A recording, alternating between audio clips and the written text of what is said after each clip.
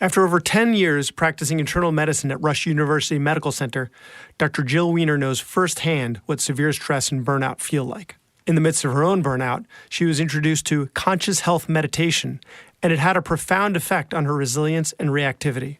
After 2 years of coursework, Dr. Wener completed her 3-month teacher training in Rishikesh, India in April 2016, and now teaches meditation, among other stress reduction techniques, full-time, primarily to physicians, something we could all use a bit more of right now. This is an introduction to meditation for the unindoctrinated. She starts by defining meditation and then delves into the different types and why she has chosen to teach conscious health meditation over all of the others. She's a skeptic turned believer and helps us to start heading in that direction.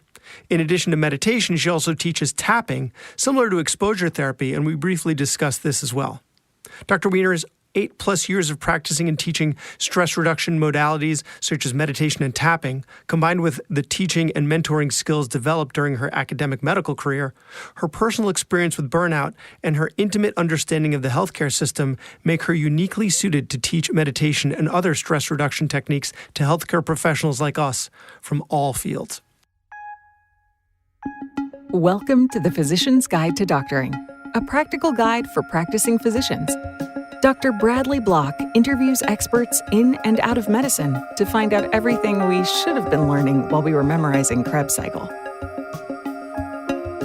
The ideas expressed on this podcast are those of the interviewer and interviewee and do not represent those of their respective employers. And now, here's Dr. Bradley Block. Dr. Jill Wener, thanks so much for being on the podcast. Thanks for having me. So let's start off with your origin story. How did someone start out being a hospitalist internist and then become the internist's yogi? Oh, such a lovely story. For me, it started with burnout.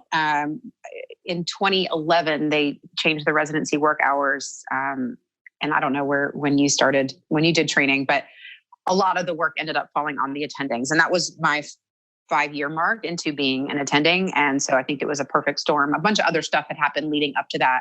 So I got really burnt out. Like it hit me like a Mack truck. It was pretty intense. And I was crying every day. One little bad thing would happen and I would just get up and leave our office where we'd all be writing our notes and doing our documentation and go home.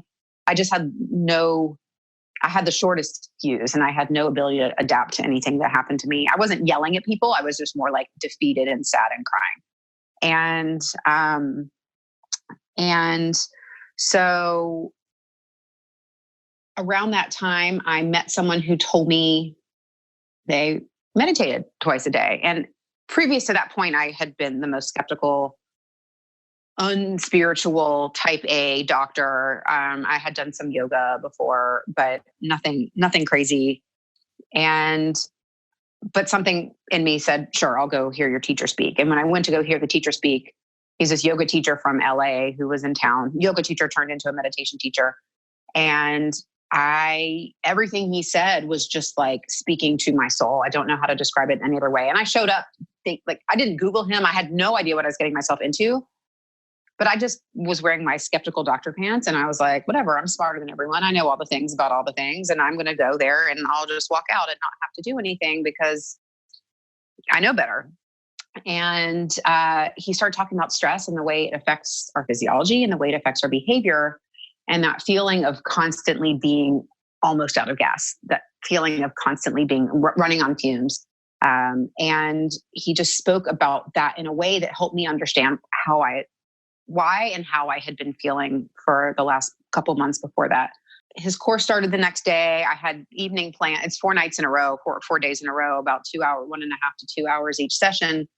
But I was like, start me yesterday. I'm signing up. It was a week's salary. So I was also very, very panicked about having to spend a lot of money on something that I didn't know anything about. No one I knew meditated.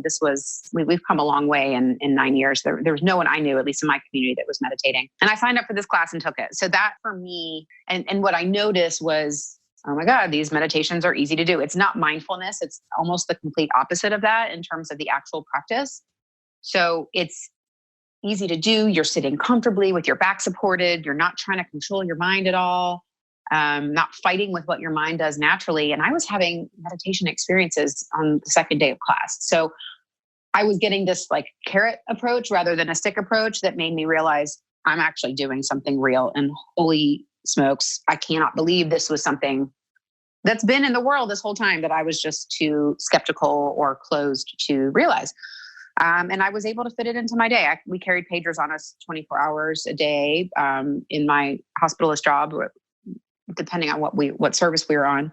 But I was able to fit it into my day and make it work. And I actually look forward to meditating. And then my burnout went away. I mean, I started having benefits really quickly. I lost my road rage in 3 weeks. After a couple months, I wasn't crying anymore. I wasn't sad. And you were living in Chicago at the time, right? Yeah, I was working at Rush in Chicago. And, right. So downtown Chicago road rage is probably different from rural Alabama road rage, right? Like, yeah, it's not. This is a lot of traffic. This is no joke. Yeah, and I wasn't like a psychopath. I wasn't like plowing into people and stuff, but I just didn't get that like panic anymore. And then I started to be like, oh, actually the reason why I'm panicking right now is because I'm late because I left the house late. So this is kind of my fault. So me getting all freaked out about it isn't going to help the situation. I should have left earlier. And then usually when you get there and you're late, the other person is even later and it all works out. So I just kind of stopped, mostly unconsciously stopped sweating the small stuff, but also was able to keep my head in moments where I would have been losing it. And sometimes also do an additional talking myself down. So I felt great. You know, my burnout was great. I wasn't at all thinking about anything else other than meditating. It's 20 minutes twice a day. All I was like thinking was I'll meditate 20 minutes twice a day for the rest of my life because I'm never going back to how I felt before.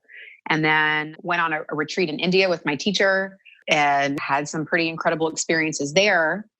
And like, you know, kind of, oh my God, even more amazing beyond what I had already been experiencing. And at that moment, I was the stress, you know, compared to the rest of the group on the retreat, I was the closed-minded doctor still. I was still very much like in my doctor world. And he said, have you ever thought about becoming a teacher? And I was like, no, I'm a doctor. What do you mean? I'm going to be a hospitalist forever. And, but then I thought about it and I thought, okay, well, I'll like practice medicine and teach meditation. And the teacher training is 3 months in India. So it's a very intense training process. Plus it's a couple years of prep work, advanced coursework beforehand. So this is a pretty major undertaking. And so that was going to be my plan. Hospitalist, you know, maybe 0.6 FTE and then teach meditation the rest of the time. Then I had a really cool opportunity to move overseas to China. And I had started to get some sort of itch of like, maybe I'm going to be 65 one day and have been happy enough, but was starting to think that there was something else for me. I'd be happy enough practicing medicine forever, but something else is out there. And I had the opportunity to move to China. And that's actually why I left my hospitalist job, moved to China for a few months, then went to India for my teacher training. And then that once I had been out of medicine for about 6 months and did my teacher training and realized I had a skill. I had something other than medicine that I could do that I was so passionate about that I had personally experienced how life-changing it could be. That's when I realized I don't think I want to go back to practicing medicine. I don't see myself living that life anymore. I see myself doing things to help healthcare professionals to prevent them from getting to the point where I got, where I was crying every day and losing it, and to make everybody happier and higher performing and less stressed at work and at home as well. So that's the answer. That is quite the origin story. Yeah. So how do you define meditation? What makes meditation and not just sitting with your back straight and your eyes closed? So meditation and mindfulness and yoga all kind of like tie in together. Yoga is typically thought of as physical poses that people do in order either to get exercise, but traditionally it's physical poses that you would do to prepare yourself to sit in meditation. There's all sorts of different types of meditation. Meditation in the Buddhist tradition. So what I teach and what I practice isn't part of a religion. It comes from the Vedas, which is a body of knowledge that predates religion. Yoga comes from the Vedas. Ayurveda, which is a holistic health practice that comes from India. comes from the Vedas. There's also Vedic warfare and Vedic architecture. That's where the neti pot comes from. And we use that all the time in otolaryngology. Exactly. So there's a ton of really, really practical knowledge that comes from the Vedas. Buddhism and Hinduism both also came from the Vedas. So Buddhism, those types of meditation practices tend to be more contemplative, meaning like you're sitting and you're focusing on something, you're concentrating either on a word like a mantra or your breath or a physical sensation in your body or what someone is guiding you through. Those you tend to be sitting more upright. And those tend to be more what have been adapted to mindfulness practices now. They are also mindfulness practices, but what we think of now as mindfulness is more adapted from the Buddhist lineage. Mine is more related to Hindu, but it's again not at all religious, and it's not Hinduism. But the difference is we are shifting our physiologic state rather than maintaining alertness and maintaining focus, which is mindfulness. We are shifting our physiologic state when we meditate with my technique. The tradition is called Vedic meditation. I call it conscious health meditation for many reasons. But if you're listening to this and wanting to look up more about it, Vedic meditation is where you would go. It's also very similar to transcendental meditation.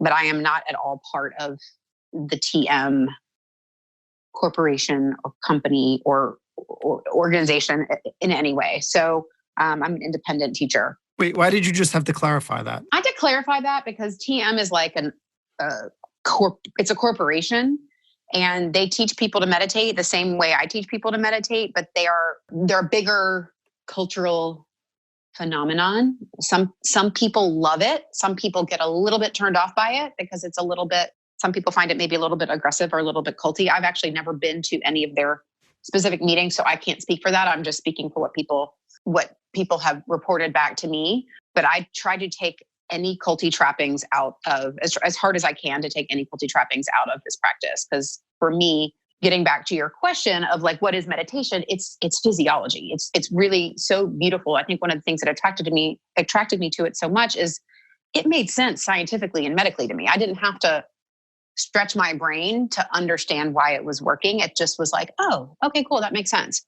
So when we're meditating, rather than sitting with our back straight and focusing and trying to cultivate present moment awareness, which is awesome. And I think present moment awareness is very important. That's mindfulness. That's not what I'm doing when I'm meditating, when I'm teaching people to meditate. We are using a mantra. It's the one that we use is a Sanskrit sound, and it has, there are many of them. I choose which one to give to my students, but there's many different mantras that when you use them with the technique that I teach, they allow your brain and body to settle into a distinct physiologic state that is separate from sleeping, waking, and dreaming, that is 2 to 5 times more restful than sleep based on the SVO2. So you're actually more efficient. Your body becomes more efficient. The metabolism of oxygen from hemoglobin is more efficient than sleep when you get to this physiologic state. And it's super easy to get to, and everybody can do it. I've never had a student that can't get to it. So, and you're saying that's for conscious health meditation or for all forms of meditation? For what I teach. So people often will say that meditation and mindfulness are the same thing. And they're like, oh, I'm on a meditation app. I'm doing a guided meditation. You could consider that, but I think of those as more mindfulness, and meditation is the actual transcending waking state consciousness and going to a different physiologic state, which then allows your body to, it's like defragging a computer. I also sort of think about it like a cooling protocol in the ICU. If you have cardiac arrest and then you go, you get the cooling blankets and everything to decrease inflammation and free radicals so that the body is able to kind of cool off and then recover more quickly and have less damage from the cardiac arrest. So that's interesting. So you're saying mindfulness meditation, for those who practice mindfulness meditation, you're saying, actually, that's not meditation. That's something different. We're using the same word, but actually these are 2 different things. Yes, I believe so. And there would be people who would be like, absolutely not. What I'm doing is meditation. And I'm not going to argue with them. I don't care at all. It's just a different, it's on some level, it's semantics, but it's important to recognize that not all meditation is the same. Not all meditation requires sitting comfortably and maintaining alertness and fighting with your brain to make it do something that it's not built to do, because the brain, just like the heart beats, and it's going to beat all day long, the mind has thoughts all day long. And so to try to control those or or force the mind to do something other than that is very uncomfortable and challenging. And that's why you hear people being like, yeah, I meditated for 3 minutes today. And after, 4 weeks, I moved up to 5 minutes, and then I stopped doing it because it was so hard. And it's much more difficult to stay with it when it feels so challenging. And so this is so restful, and it feels so good that you come out of it feeling like you took the most amazing cat nap ever. So before we go take the deeper dive into the type of meditation that you practice, Sure. Can we just break down the other forms first, just so we know Sure. what's out there and what the differences are? Sure. Do you have specific ones, or do you want me to just kind of... Well, I mean, you can... Why don't you start? And then if there are any others that you don't mention, then I'll ask. So mindfulness I already talked about. And mindfulness is a big umbrella that's going to cover a lot of other types of meditation. So, and again, I'm calling it meditation now. So it doesn't really matter to me. Everyone always assumes that what I do is mindfulness. And I just like to help educate people that there is a type of meditation out there that's very different. So mindfulness meditation involves, generally sitting comfortably, but with your back unsupported, often with your legs crossed, but often not. And there's an attempt to focus and cultivate your attention on something specific: mantra, breath, your body. The idea is becoming more aware in the present moment of what's going on, so that when you get into your real life, you are able to feel emotions coming up inside of you, and you're not just completely a victim of the emotions as they come up, and you can be more aware and maybe change the way you're behaving a little bit. I've taken the mindfulness-based stress reduction course. I took that a few years after I learned Vedic meditation, and I loved it, and I thought it was great. It required a lot of homework, and it required a lot of time to practice it. And I just felt like, okay, if I have to pick between one of the two, I'm going to stick with Vedic because I've gotten such amazing results from it. And I can't meditate all day. I do want to actually live my life. Guided meditation or guided visualization is also a type of mindfulness, because for the most part, you're listening to what someone is saying and trying to put your attention on that and follow their instructions as they're talking you through the sound of a waterfall, or how you feel when you're, at the ocean and you hear the waves, or imagining light coming through your head or, out of your head. Whatever that is, that's also cultivating awareness and attention. There's chakra meditations. So chakras are energy centers throughout the body that are very much a huge central integral part of yoga practice, which we don't always know when we go to a practice and get really sweaty. The yoga practice is all about opening and balancing these energy centers. I don't really get into chakras much, if any, at all when I teach my meditation, but that is a type of meditation where you go through, there's one at the top of your head, the corner, like your forehead and between your eyebrows, your throat, your chest, your heart chakra. There's a few other ones. You can do a chakra meditation where you're focusing on those energy centers and trying to open them or balance them. So that's another thing. And chakras are really cool. They're just I don't have a expertise in them. And a lot of people will say, oh, that's too woo-woo for me. I don't want to get into that, but it's actually pretty interesting. And there's a lot of science behind it as well. So for anyone interested in taking it further, I do highly recommend that. Although studying with me is not going to get you that. What else? There's mantra meditation. So mantras, there's tons of different types of mantras. There's English ones and Sanskrit ones and German, whatever language you speak, you can speak it in your own language, or you can have it be some other ancient language. The ones that we use, and you can say them out loud.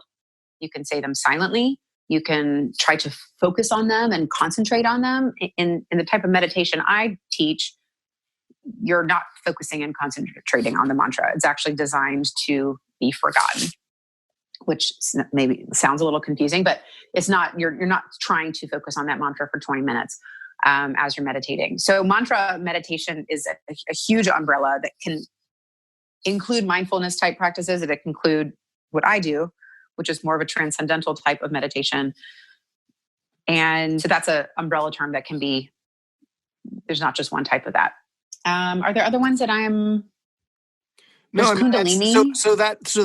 The mantra meditation, you use a mantra in transcendental meditation. So is mantra meditation the same as transcendental meditation? So there's transcendental meditation with like a capital T. That's like the transcendental meditation brand. Okay. And then there is lowercase t transcendental, which is just like a meditation that you do that's going to shift your level of consciousness to a transcendental state. Kind of like, oh God, I'm trying to think of an example of that. Like Catholic, there was a lowercase c and then there was a capital C, but I don't remember. I was a religion major in college. I feel like what you're saying about transcendental meditation reminds me of like when Bruce Lee came to America and was teaching martial arts to Americans. And it was something that was supposed to be just within the Chinese community. And it was a problem that he was teaching it to non-Chinese people. And I feel like that's what you're saying about transcendental meditation. It's like, it's this predetermined community. And if you have to follow their rules and go within their rules and their scope and use their brand and sell their t-shirts and their coffee mugs. Yes, to some extent. And some people who take the courses have no awareness of that. And they just like learn to meditate and love it and it's fine. And some people do get much more involved in it. And either way, they're teaching people to meditate really well. And people love the practice. So, but yeah, it is a little bit more, it's like more of a cultural community type lifestyle kind of thing, maybe. There are types of meditation that allow you to shift to this other level of consciousness, this transcendental consciousness. They're not all capital transcendental T, capital T transcendental, capital M meditation. Mantras can be used for a meditation that might help you transcend waking state. Mantras can also be used for mindfulness. If you think of, people, Om is a mantra. People sometimes meditate chanting Om a bunch. So, but also if you said, I'm a strong doctor and I'm going to kick ass at my job today. If you repeat that to yourself 6 times in the morning before, that can also be considered a mantra, and that's English and that's out loud. So that spectrum is very, very wide and not very specific. And so how did you arrive at conscious health meditation of all of them? And I think you've really covered it, but if you could take a deeper dive into, had you tried others? It sounds like you tried others after you had already been a conscious health meditator, and the term conscious health meditation. How did you arrive at that?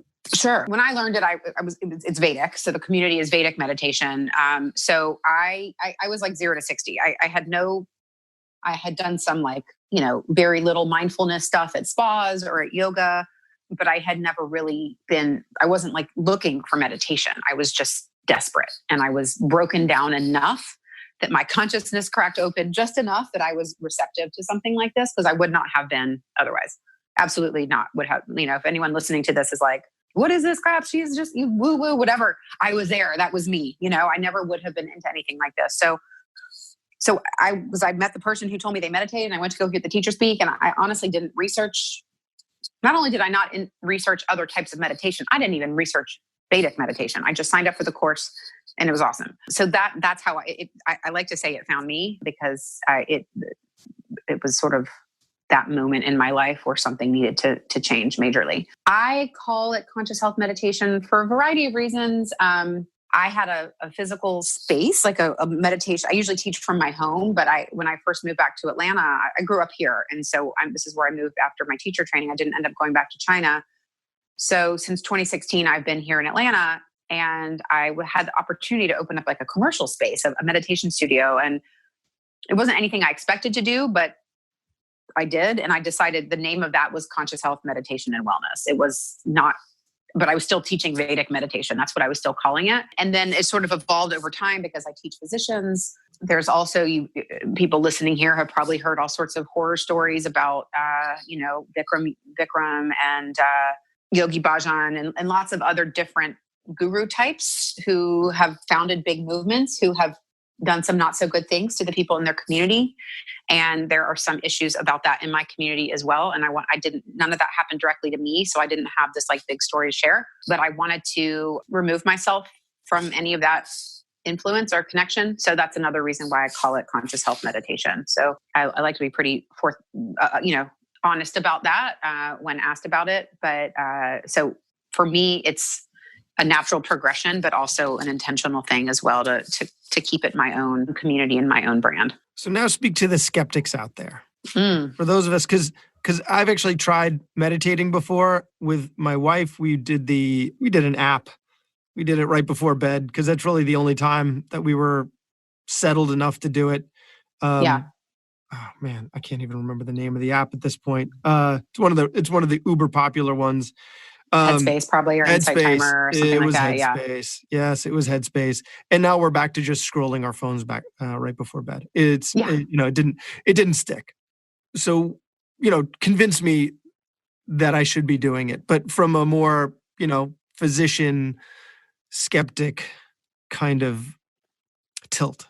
Yeah, absolutely. And I love that you asked about this, because I have people telling me, they're like, it sounds too good to be true. And I agree, it does, but it's awesome. I think one thing I will say, it does not fix everything. And I was sort of sold that bill of goods a little bit when I learned. So I was like, oh, if I just meditate enough, like everything in my life's going to be perfect. And that's not the way it works. But what I tell people, and anyone that's going to tell you that what they're doing specifically is going to fix every problem in your life, you need to run away from them very quickly, because there's nothing that does that. There's always going to be a side effect or a downside or an incompleteness to something you're doing. I usually tell people 70 to 80% of things in your life are going to get 70 to 80% better. This is if you practice consistently. This is not just taking the course, but actually doing it, taking the course and then actually doing the practice. Some things in your life are going to get 50% better. Some things in your life are going to get 100% better. And some things are going to be like the positive and negative symptoms of schizophrenia, but in a good way. It's not just that the bad things are going to get better, but there's going to be also these wonderful enrichments to your life that you didn't necessarily know you could have, or that you were missing, but just kind of show up. What's going to get worse? What's going to get worse? You don't have to take that question seriously. No, the only thing that would get worse, I think, is when you start down the path of like, it can feel a little raw sometimes. If you start down the path, because this technique, as you're going to this 2 to 5 times more restful state than sleep, it's unwinding stresses from your entire lifetime. Stress scars that we carry around with us. If you think about a song that you hear on a radio that might remind you of a breakup or a particularly painful time in your life, and your friend is rocking out to the song, and you're like, oh, turn the song off, and your heart's pounding and you're sweating and you're crying a little bit. You can't bear to hear, but someone else is having a completely different experience. It's something in you that has this stress scar that you're carrying with you. Or maybe you smell something that reminds you of your grandmother's kitchen from when you were 8 years old, and you're like, oh, this smells just like I'm right there with her. God, we carry these stress scars around with us, and they build up this wall around us, kind of like layers of an onion, I guess. And so you get kind of tough, and you feel like maybe you're a little numb to the world, but it's a survival mechanism. So it's sometimes easier to go through life not feeling things, but also you don't usually feel the good stuff either when you're that shut down. And I think for physicians in particular, with all the stuff that we see that just gets like layered upon layered upon layered upon us that we're expected to just internalize, that can happen. So as you start to peel back those layers, that's another difference between mindfulness and this, what I'm calling how I'm just differentiating mindfulness and meditation. Mindfulness is great in burning off the stress right then. Mindfulness will help get you out of your stressed out brain right in that moment and calm the stress down. But what this technique is doing, it's shifting your nervous system from sympathetic overdrive survival mode to parasympathetic activity. And that's a healing mode. It's rest and digest and healing. And so we're actually able to reverse damage stress damage that we've been carrying around with us for days, weeks, months, years, decades. So this stuff, as it comes out, usually in meditation, sometimes you'll be meditating and you'll be like, ooh, I'm anxious. Or I'm feeling annoyed. Or why is my, spouse making that weird noise when I'm trying to meditate, or whatever it is. That's just stress coming out of you. And also as that stress starts to come out of you, it's like peeling back the layers of the onion again. It can sometimes feel more raw and more vulnerable in there, but it's a beautiful space, but it's something that's happening gradually. But I always tell my students, it's not like you're going to stop having emotions. You're not going to forget that these bad things happened. You might feel it more. You might cry more at commercials if you ever watch commercials anymore, more emotionally affected by beautiful things around you as well. Because you no longer have that wall of stress around you. So for the most part, it's beautiful, but for some people at times it can feel a little sensitive. But that's why you have me when you take my live course with me, you have me as your teacher for life. So you can email me and text me with questions at any time. And hey, I'm feeling this, and I'll explain why. So it's not like the apps don't do that. You can't write into the app and say, hey, I had this experience while I was meditating. Any thoughts? Because it isn't a human being with expertise. So I would say that would be the only downside, as a long-winded answer to that question, but I think it's an important one.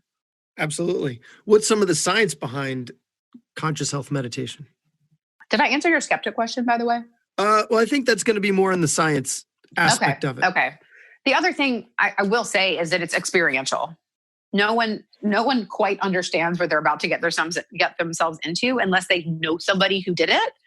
And even so, you still don't know how awesome it's going to be, because no one believes that they're actually going to be able to meditate and that they're actually going to do it. And that everyone says, oh, my mind is the only one. I am the only one with monkey mind. I am the only one who has thoughts all day long that get louder and crazier when I sit down to meditate.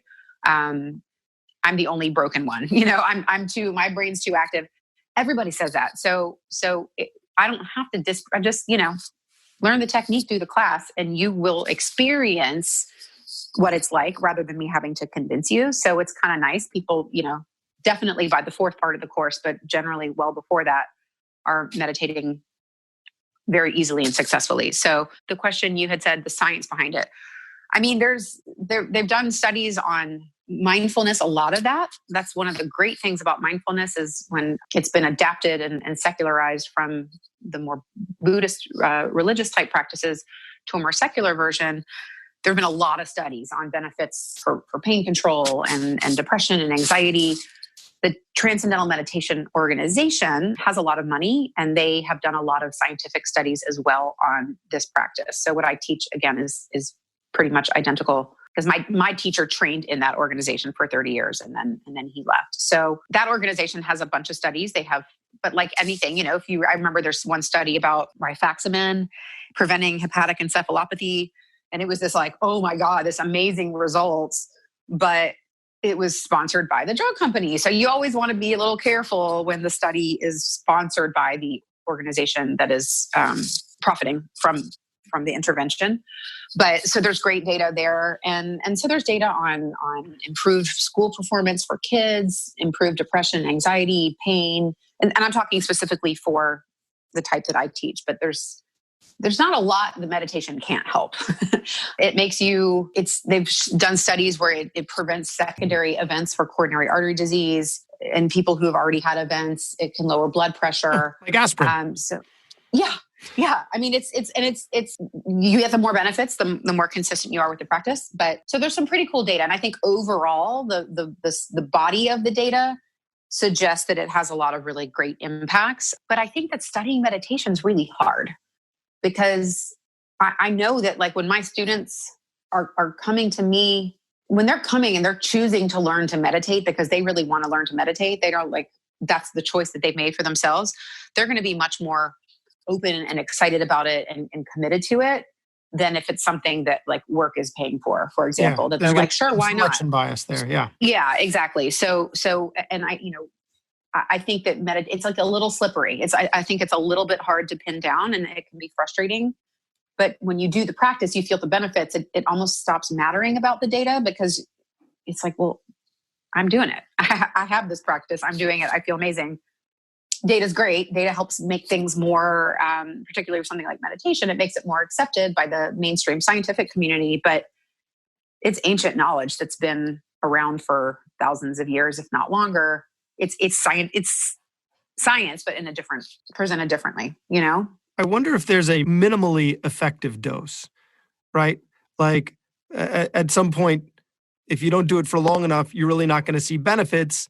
And if you do it for longer, it starts to be diminishing returns. I wonder if there's an inflection point.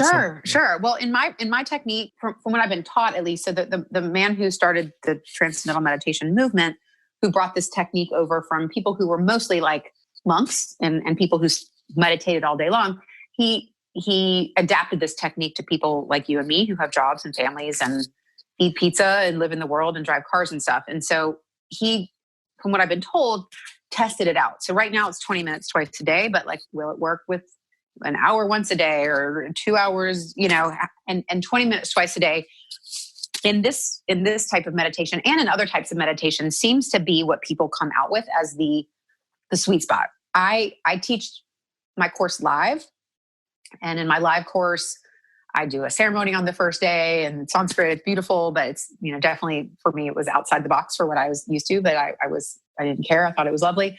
I give a mantra to each person, and I'm teaching a practice that's 20 minutes twice a day. And my students there are not 6 billion mantras, so not every student gets a different one, but it's individualized to each student. I also teach an online course, and both of my courses are CME accredited. You can get CME for taking my courses. And I'm getting somewhere with this, I promise. My online course, I use everyone gets the same mantra, and it's 15 minutes twice a day instead of 20 minutes twice a day. The type of mantra I use in the online course is just slightly less powerful because the students who take that don't have that full access to me for a lifetime. And it's important to have that ongoing contact with the teacher. But even with a different mantra, slightly different type of mantra that's used in the same way, and the 15 minutes twice a day, my students are having incredible results who are taking it online. So you don't necessarily need to go above 20 minutes twice a day. It's like your bliss receptors are already full, and there's no need to stay in. Once you're wet, you're wet. And if you think about like dunking yourself in a swimming pool, you don't need to dunk longer to get more wet. You're already wet. But the 15 minutes also has been quite effective. So I think you can go a little bit less than that, the 20 minutes. But generally, I say less than 13 minutes is not going to be as effective. Interesting. So where can people find those courses? My website, I have a website, meditationinmedicine.com. And that's going to have all the information about my online courses, my retreats that I do. So I have a retreat for women in healthcare that I do in October at Miraval Spa. It's the most amazing spa ever. And that's all types of women in healthcare. But it's basically meditation and enjoying the spa. And then I do a little PowerPoint-free little group lecture on Vedic knowledge and how it relates to life as a woman in healthcare. So that's really focused on the meditation and the stress reduction. I do another event called Transformed with my colleague Marjorie Stiegler, that's more of a professional development, life transformational event. We do that in January in Mexico. So registration for both of those are open for October of this year and January of next year. And then the online courses as well. And I do another technique called tapping, which we haven't really gotten into here, but that's something else I do. That's another really cool technique that helps people more with this, like specifics.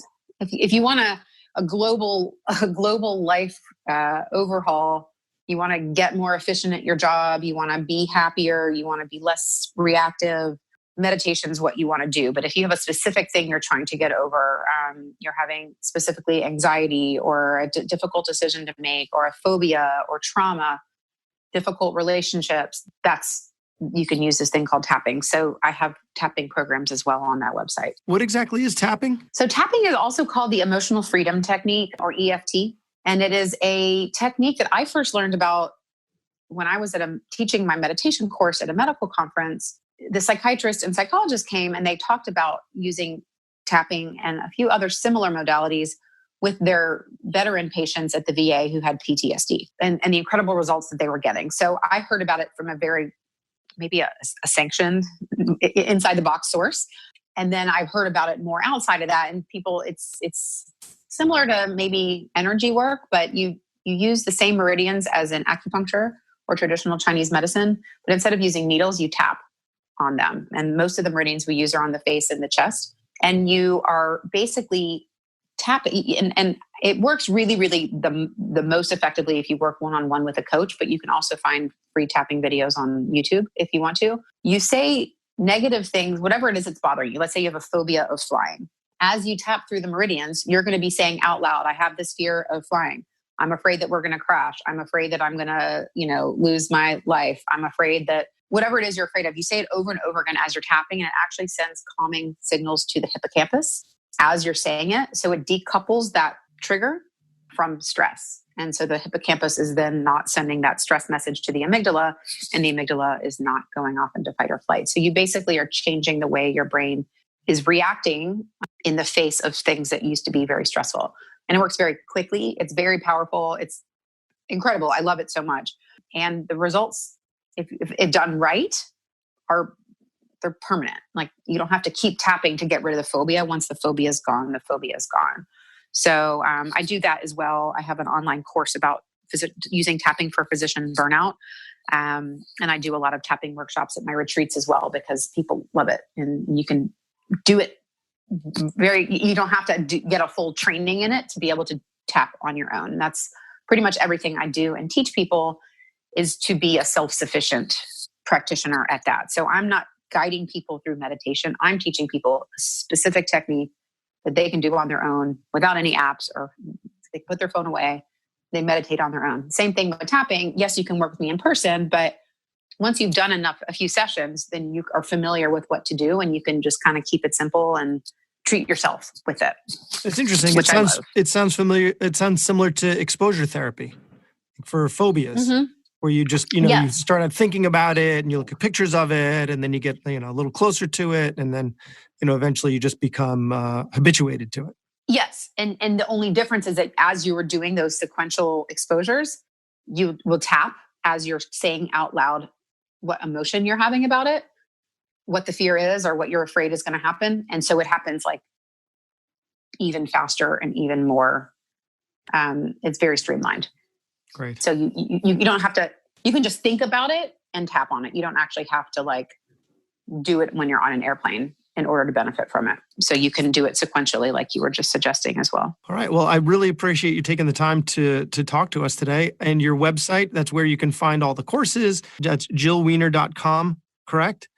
So I have W-E-N-E-R. so jillwener.com, WENER. That's my like website for everything. But meditationinmedicine.com is my website that's more geared towards doctors, to the programs that I do for doctors. So if you want to see the more doctor specific programs, meditationinmedicine.com. And then I'm on social media as well.